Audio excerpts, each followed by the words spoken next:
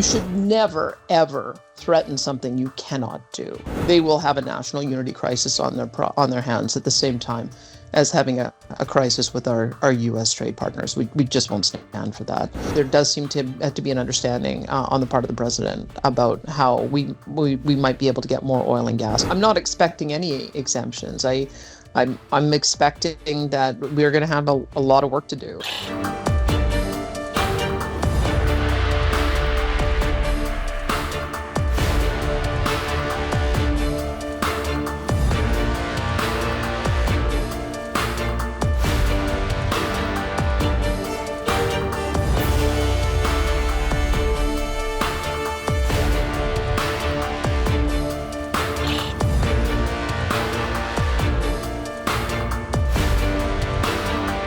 Well, it was a social gathering, and so we had an opportunity. My objective was to gauge his interest in continuing to have more oil and gas from Canada, and Alberta in particular, come into the United States, and that was my objective, and I was pleased to see a positive response. And so I would say that the future discussions about particular pipelines are going to likely be had with his administration. Remember, right now we're in this strange position in the US where all the department officials work for the Biden administration. And as of January 20th, with some key changes and key appointments that we would anticipate being made fairly soon, that's when we can really begin the conversation about how we might be able to increase pipeline access across the board. Enbridge has one proposal. I understand other pipeline companies are coming forward with other proposals, and we're going to take them all to the United States administration. And so that work really begins in earnest once the confirmations have taken place and the various secretaries are in place. Invitation, and if there was any payment required for access to the president-elect. There was no payment, and I was a guest of Kevin O'Leary. As you know, Kevin O'Leary has a significant a business announcement that he made in our province a couple of months ago. He wants to build a $70 billion data center. And so I'm encouraged by the confidence that he's showing in the Canadian market and in Alberta in particular. And so he invited me to join him.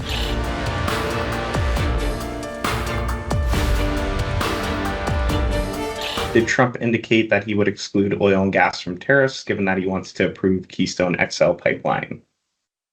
Well, I wanted to gauge their interest in buying more oil and gas, and it seemed to me that the president was interested in his response. As you recall, on January 6th, we did a press conference with Enbridge where we have an agreement in principle to secure space on new lines so that we can build more capacity to the United States. I'm excited about that.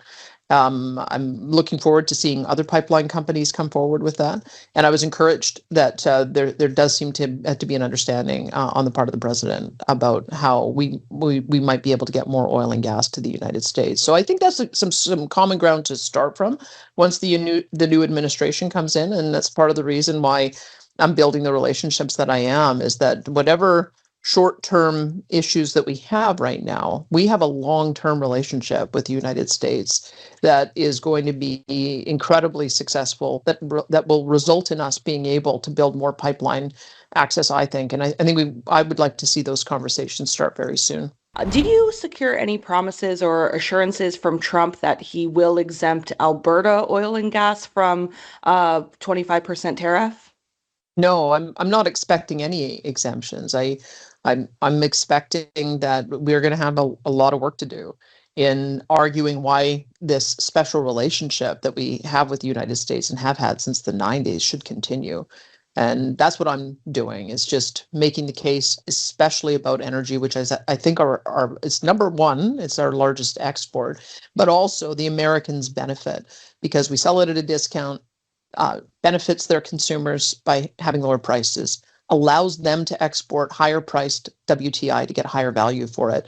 We think we can be the solution to not only American energy affordability, but also American energy dominance. And so that's the deal that I want to make with the United States. And We have to get through the inauguration, see what the response is on tariffs. But I'm going to continue advancing that, and we'll see if we can have that energy partnership form the basis of a new relationship with the United States.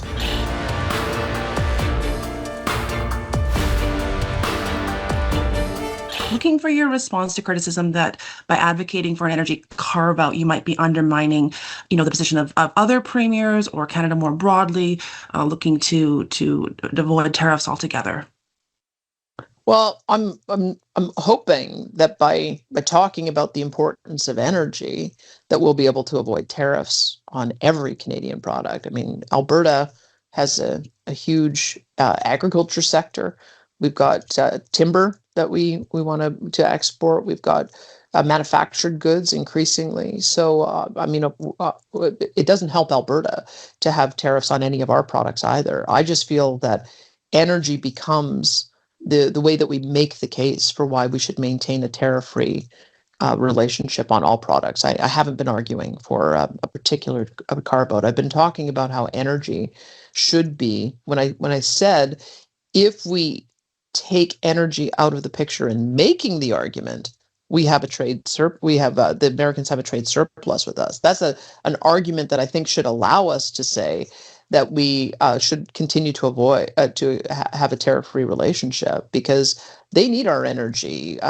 They are producing 13 million barrels a day, but they consume 21 million barrels a day. They've got to get additional oil and gas resources from somewhere. We're already integrated. We already are their principal partner in providing that resource to reduce the cost for their consumers. And there aren't very many good options to get heavy oil from elsewhere. They can get it from Venezuela and Iran and Iraq, and I think we're a much better partner than that. So I would say I'm looking at using our energy relationship in a different way than I'm hearing other Canadian leaders talk about it. I'm talking about using the basis of our strong energy relationship as the reason why we shouldn't have tariffs on any of our Canadian products. I hope that's not unclear. My own conversations with the U.S. administration, I hope that we're able to get past these immediate problems, but I think we've got such a solid base to start on. But there is no question it would be far better if we had an immediate election, so that we had whoever it was at the table able to have that strong 4-year mandate. Foreign Affairs Minister Melanie Joly talked about, was asked specifically if in negotiations with Trump, Canada would consider an energy embargo on the United States. And I want to, as leverage, what do you think, what do you make of what she said? Well, first of all, it's oil and gas that's owned by the provinces, principally Alberta, and we won't stand for that. And you should never, ever threaten something you cannot do. And I would encourage the minister to look at a map of where Line 5 goes. Line 5 comes down through Michigan to get to Sarnia.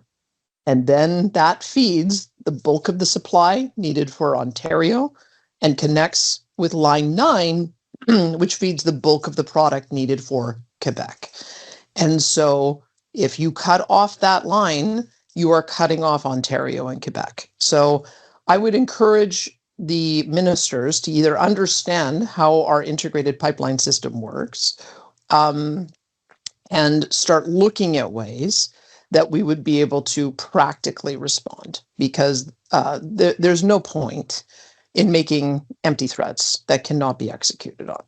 So there are other things, I'm sure, that we'll all talk about collectively, but let's just remember how integrated our markets are with the Enbridge system, the TC Energy system, that we have a product going back and forth across the border every single day. And we cannot do anything that harms Canadians in such a substantial way. So I just don't take that as a credible threat. I'm sure that the U.S. administration won't either. So we should talk about things that we actually can do as opposed to empty threats. If they were to proceed down that path, for some reason, what would be Alberta's response? Well, they will have a national unity crisis on their hands at the same time as having a crisis with our U.S. trade partners. We just won't stand for that. And I don't think Ontarians and Quebec should stand for that as well. They shouldn't be standing by and listening while a federal minister talks about cutting off their energy supply. That's just not on. That makes no sense. I have to admit, I'm tempted to ask about Sylvester Stallone, but that seems like it would burn a valuable question. He looks just like he does in the movies. That's good for Sylvester. Good for him.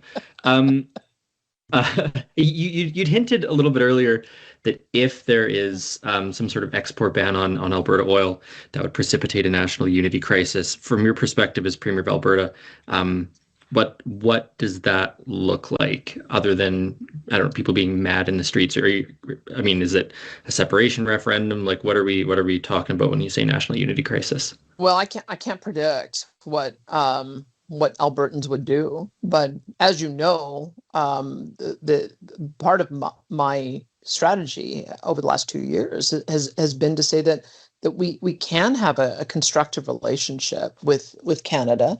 And I would hope that would continue to be the case. Here's the thing I find irritating about Eastern politicians making that argument. The reason I find it irritating is because we could have had Energy East, which would have expanded our ability to support our friends in Eastern Canada and also been an export market off the East Coast. We could have had Northern Gateway, which would have expanded and supported export markets in a more substantial way off the West Coast. And Eastern politicians advocated against those things. And so we went to work on expanding our access to the United States with additional egress, with twinning, with looping. We did that because the rest of the country wasn't interested in having that conversation. So to now make the argument that that's a point of leverage is going to be very, very irritating, not only to me, but also to my fellow Albertans. If they want to start the conversation by saying, gosh, maybe we should have had Energy East and Northern Gateway, let's restart that so that we're not so dependent on one customer, I am more than happy to have that conversation. And I hope that's where the conversation goes. But having been so hostile to Alberta's interests and having canceled so many important projects that would have allowed us to have a diversified customer base, it's outrageous to me that they would even propose it. How do you reassure Albertans that you have a response after January 20th, or that they're not going to be beggared by a tariff war in the next couple of years? I think you'll see what happens on January the 15th. We've got Doug Ford is the head of the Council of the Federation, and so he has been doing a lot of media and a lot of commentary. You'll see as well whoever emerges as the principal voice on trade. At the moment, it seems to be Jolie, but it has in the past been Dominic, and so I'm still a little unclear on who is going to be the voice at the table. I hope to get some clarity on that this week. But I think we need to hash this out and really understand what the pressure points are and what the solutions are. As I said, I mean, I think the solution is that we find ways to buy more American goods. And that seems to me to be the very logical step that we should take. So I'll put that on the table. I know that there's lots of American products that we want to buy. We want to build more natural gas power plants. We want transformers. We want to build out AI data centers, hopefully with the supply chain from the United States. I think we've got a good story to tell about how we might be able to increase the amount that we buy. We buy lots of food products that come across from the United States. Maybe there's a way to buy more and bring down the cost of groceries in Alberta and Canada.